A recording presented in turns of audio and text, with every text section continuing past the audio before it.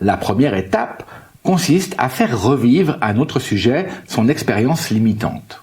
Pour faire ça, on utilise une phrase qui l'amène à refaire l'expérience sensorielle complète comme « Voyez cette femme comme vous étiez en train de la voir » et « Regardez comme vous entendez ce que vous écoutez alors ». Vous vous dites des choses, comme vous percevez les sons que vous entendez et tous ces mots. Et pendant que vous observez, alors que vous écoutez clairement, portez votre attention sur l'écho de cette timidité, ce qui résonne en vous. Cette timidité qui s'installe à l'intérieur, peu à peu, visible et plus présente en votre intérieur et tout autour de vous. Quand le sujet est pleinement associé à cet état de timidité, tu poses ton encre par une légère pression de la main ou du doigt sur son épaule gauche, par exemple. « Tu veux me foutre dans un état pas possible ou quoi? Maintenant, je fais comment pour en sortir ?» Bonne remarque, mon ami. Une fois que l'état limitant est ancré, surtout, n'y laisse pas ton sujet trop longtemps. Pour ça, tu vas faire un balayage. Un balayage, c'est l'action de ne laisser aucune trace de ta séquence d'intervention après l'avoir menée à bien.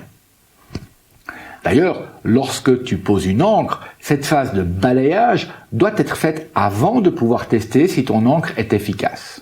Tu dois d'abord t'assurer que ton sujet est bien sorti de l'état que tu viens d'ancrer.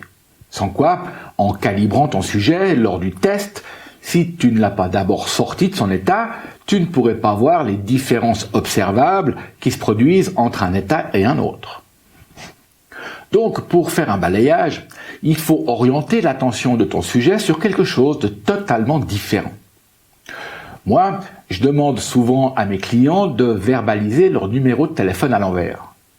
Quand tu as ancré cet état limitant et testé l'efficacité de ton encre, demande à ton sujet ce qu'il voudrait à la place.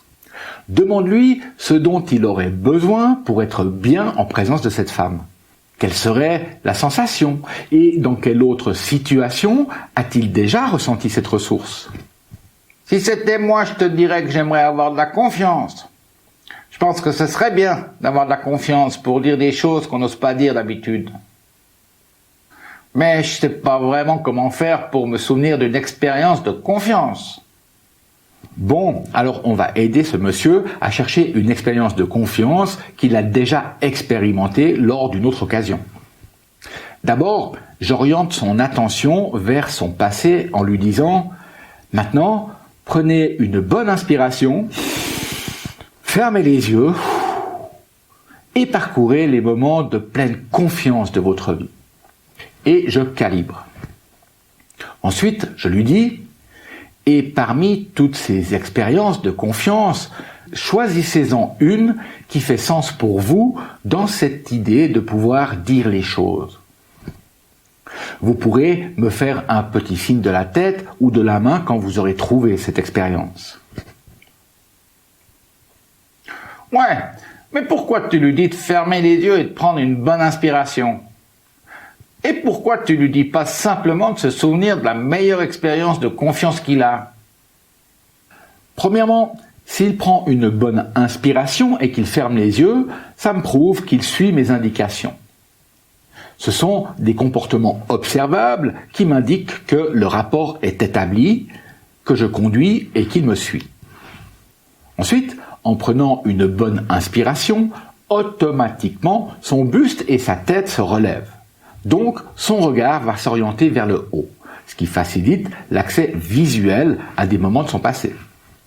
Ensuite, en faisant allusion à toutes ces expériences de confiance, je fais volontairement une présupposition qu'il a déjà eu plusieurs expériences de confiance durant sa vie. Ça le met en situation d'avoir l'opportunité du meilleur choix possible. Et le petit signe de confirmation que je demande me sert à calibrer qu'il accède bien à ce que je lui demande. Après ça, je peux formuler la phrase magique pour ancrer l'état de confiance.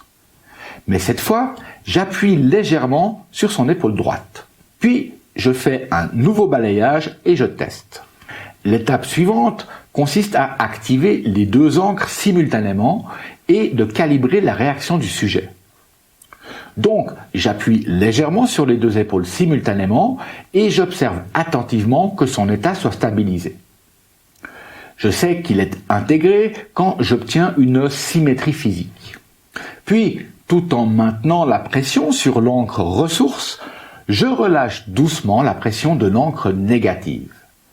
Donc, je maintiens la pression sur son épaule droite en relâchant doucement la pression sur son épaule gauche. Et je maintiens cette pression quelques instants. Après un nouveau balayage, j'ai besoin de contrôler si l'état limitant est toujours présent. Alors, je réactive l'encre négative et je calibre. En réactivant l'encre négative, il m'arrive aussi de demander au sujet de rechercher en vain l'état problématique initial. Bien sûr, le sujet sait toujours de quoi il s'agit, mais son état interne reste neutre, voire même ressourçant. Et pour terminer l'intervention, je fais un pont vers le futur.